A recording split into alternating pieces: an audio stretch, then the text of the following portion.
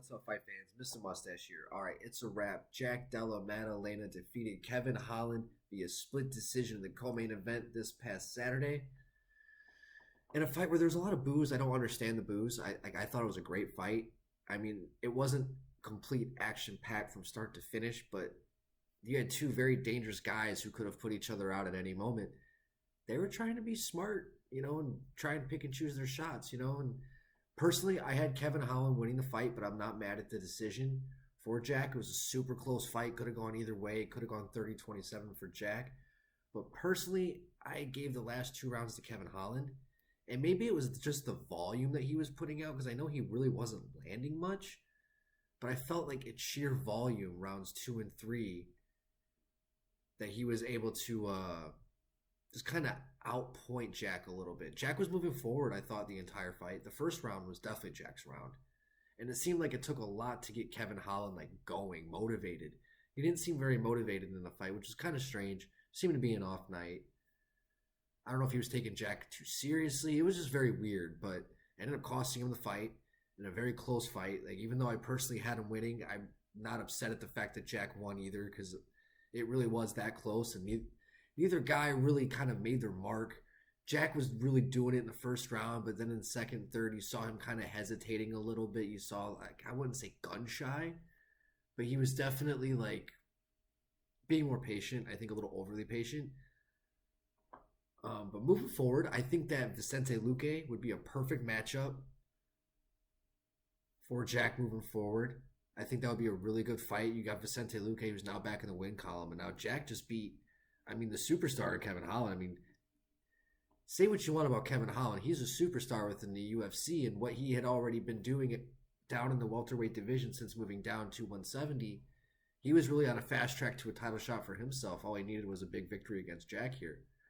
So with Jack getting the victory and spoiling the Kevin Holland party, I think a really good matchup with Vicente Luque. I think that fight would be fireworks.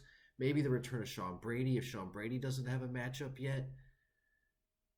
I'm not sure what's going on with Jeff Neal and Ian Gary, if they're going to reschedule that. Shavkat Rakhmonov. There's a whole lot of matchups that you can do with Jack Della Maddalena. The welterweight division is hot right now. And Kevin Holland, I don't think he loses any steam. It was just weird. It seemed like he was at like 60-70% that whole fight. Like, it just seemed like he was just kind of gliding. He was just like, it seemed like he was just still asleep, just going through the motions. And I don't know. It's just like in his mind, there was no sense of urgency. I didn't really feel that from either guy. But I really wouldn't call the fight boring. Like, I really found it very entertaining. And it just was just like a high-level chess match that I was watching. Two guys who were trying to go out there and just outstrike one another. And I did not really appreciate the boos. I thought that was a little strange.